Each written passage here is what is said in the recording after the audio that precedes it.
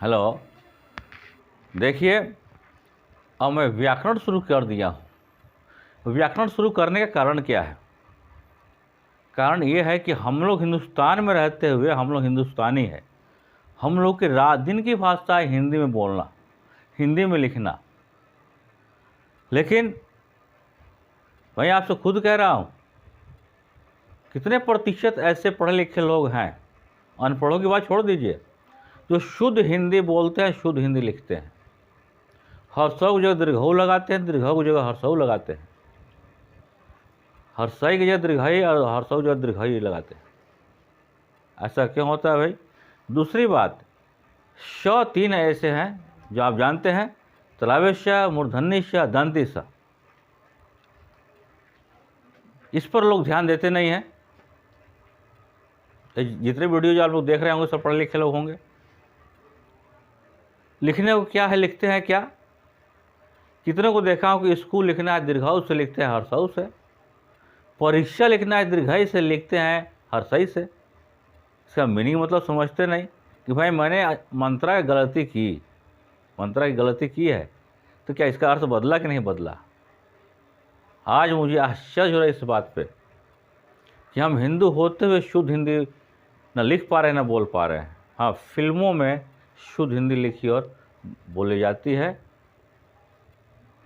जैसे कि हम लोग जानते हैं जिला हर्षई से, जिला दीर्घई से, शंकर तलावे स से, शंकर दंती स से, सीता हर्षई से, सीता दीर्घई से।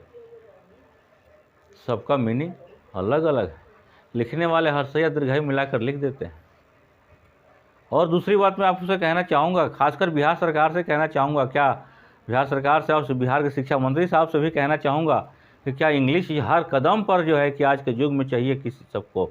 लेकिन 10th क्लास तक बिहार बोर्ड ने इंग्लिश कंपलसरी किए हैं, लेकिन जब वही स्टूडेंट इंटर में जाते हैं तो इंग्लिश जो है कि पहाड़ की तरह सिलेबस चला आता है। क्या इस पर किसी बिहार सरकार, आज तक जो भी सरकार बनी या जो भी शिक्षा मंत्री बनी, इस पर ध्यान नहीं किया किसी का कि हाँ कंपलसरी 10 तक कदम कदम पर, यहाँ तक मोबाइल चलाते हैं, नेट है, कंप्यूटर है, जो कुछ है इन इंग्लिश, कि इंग्लिश को कंपलसरी कर दिया जाए।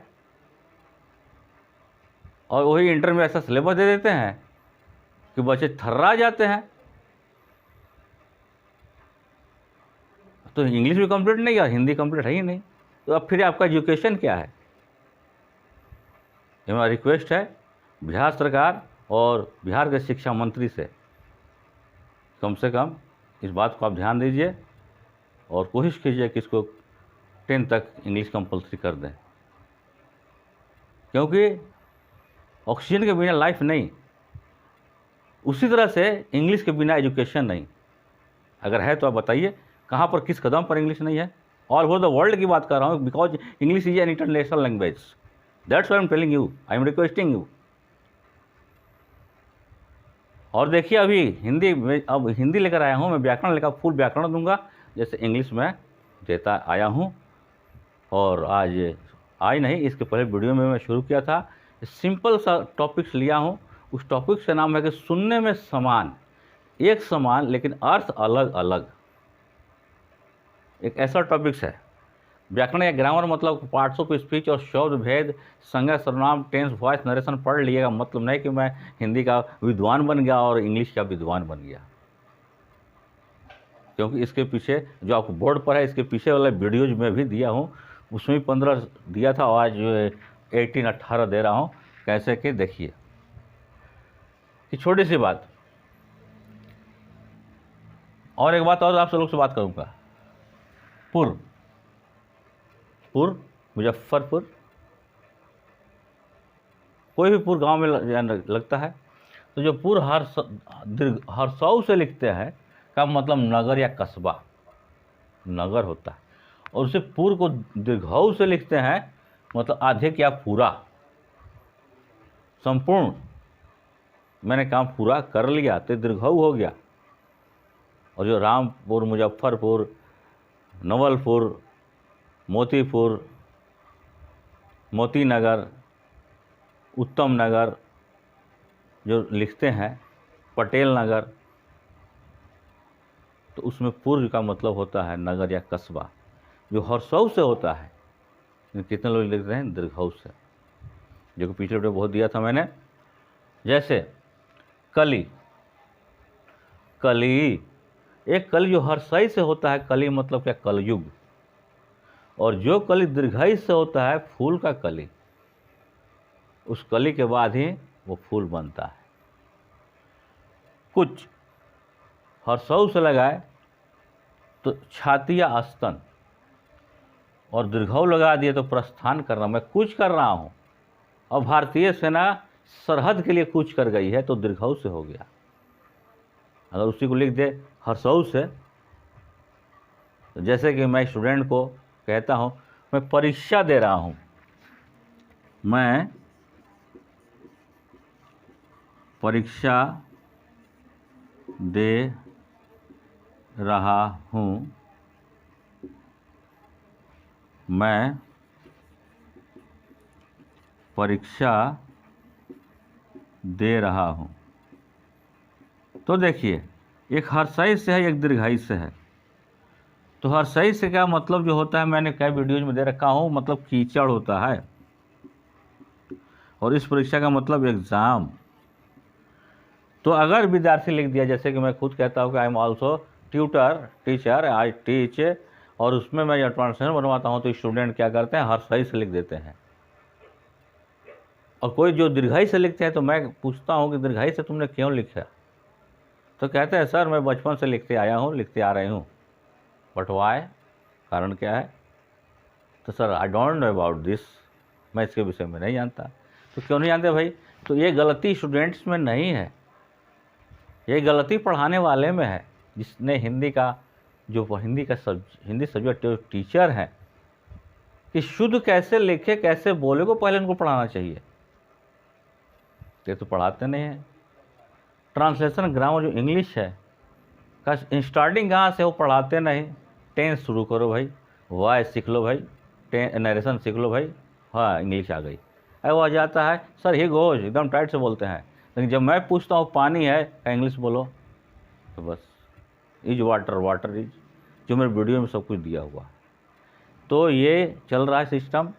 और मैं पूरे व्याकरण जिसका जो भी टॉपिक्स है, उपसर्ग प्रत्यय से लेकर से सब कुछ सिस्टम वाइज दूंगा, ताकि आप अच्छी हिंदी लिख सके, अच्छी हिंदी में बोल सके। सबसे बड़ी बात है कि हम लोग हिंदुस्तान में रहकर जो हिंदी बोलते हैं, तो कितने लोग क्या करते हैं कि उसमें कई तरह के शब्द को मिला देते हैं। इंग्लिश का भी शब्द होता है, उर्दू का भी शब्द होता है, हिंदी का होता है, मिलाकर बोलते हैं। का मतलब वो अच्छे वक्ता नहीं हुए। अगर अच्छे वक्ता हैं तो अपने जिस लैंग्वेज में आप बोल रहे, चाहे हिंदी में बोले, बांग्ला में बोले, उर्दू में बोले, इंग्लिश में बोले, उसी में बोलते रहिए, तब शुद्धता आएगी, विद्वता आएगी, और आप लिखेंगे बोलेंगे तो। लेकिन बिना और शब्द को मिलाए हम अच्छे लेखनी नहीं लिख सकते। जैसे कि जितनी कविताएं लिखी जाती है, कई भाषाओं के शब्दों को लेकर अच्छी कविता, अच्छे गीत, अच्छे गज़ल लिखे जाते हैं। लेकिन उसमें क्या है कि हमको किसका मतलब क्या है वो जानना चाहिए। अब जैसे देखिए, एतवार, एतबार, मुझे उनसे एतवार है, तो एतवार का मतलब रविवार होता है। और मुझे उनसे एतबार है, मुझे उन पर एतबार है, मतलब उन पर मुझे विश्वास, उसमें बार बोलना पड़ेगा, और इसमें एतवार वार। जैसे एक और लिखा था, गज, गज, तो एक गज मतलब हाथी, हाथी का पर्यायवाची शब्द है गज। और एक गज, गज जो हम माप करते हैं, तोलते हैं, माप करते हैं कि हमको 2 गज, अब मुझे 2 गज कपड़ा चाहिए। एक कितने का ये एरिया है भाई? 3 गज, 10 गज का। उसमें गज के नीचे, ग के नीचे ये नुक्ता लगा रहता है। तो हमको ये सबको उपाधि हर्षई से लिखते हैं, तो पद या किताब, खिताब, पद या खिताब, मुझे इस खिताब से नवाजा गया, मुझे इस उपाधि से नवाजी गई, मुझे एक खिताब मिला, मुझे ये उपाधि मिली। कौन सी उपाधि मिली? किसी को डॉक्टर की उपाधि, किसी को नेता की उपाधि, कोई ना कोई उपाधि, किसी को सरदार की उपाधि, वो हर्षई से लिखते हैं।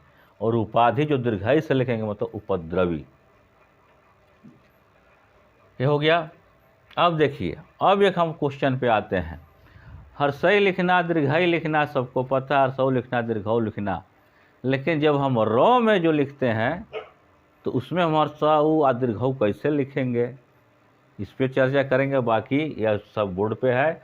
फिर हम बात करते हैं मास, मूर्धन्य स लग गया तो उस मास का मतलब उड़द, जो उड़द की दाल होती है। और मास दंती से लग गया मतलब महीना, मंथ। उसी तरह देखिए, पढ़ने में तीनों शराब, शराब, बड़ा टोन पर ध्यान दीजिएगा। शराब, शराब।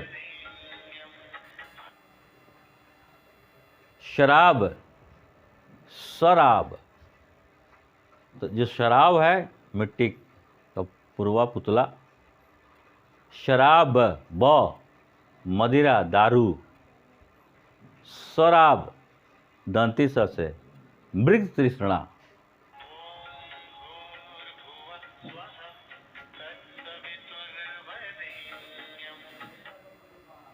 उसी तरह से दारू, जो गोला नहीं किया तो बड़ा हर्षऊ होगा, हर्षऊ ऐसे, हर्षऊ र में ऐसे लगा दिए तो ये छोटा ऊ हो गया, और र में ऐसे लगा दिए तो ये बड़ा ऊ हो गया।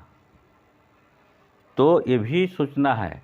गुरु, शुरू, तो गुरु में हर्षऊ लगाएंगे या दीर्घऊ लगाएंगे, उसके हिसाब से बात करनी है।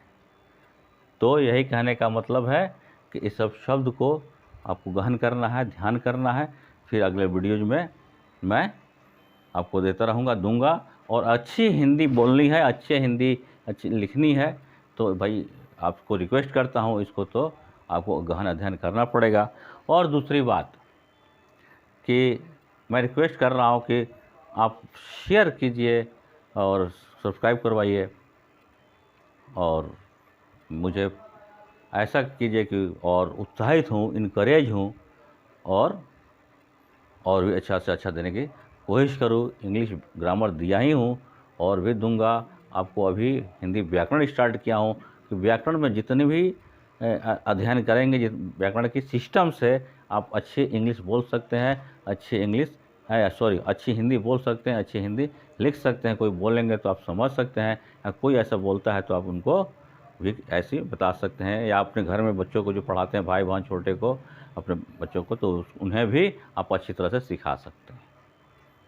बस मेरे वीडियो को देखते रहिए, कोई बात हो कमेंट करते रहिए, ओके। और मैंने बिहार सरकार से भी निवेदन किया हूँ कि इंग्लिश को कंपलसरी करे इस सब पर। और आप भी को रिक्वेस्ट करता हूँ आपसे भी कि मेरा वीडियोज़ को शेयर करवाते रहिए, कीजिए, और सब्सक्राइबर बढ़ाते रहिए, लाइक कीजिए। Wish you good luck.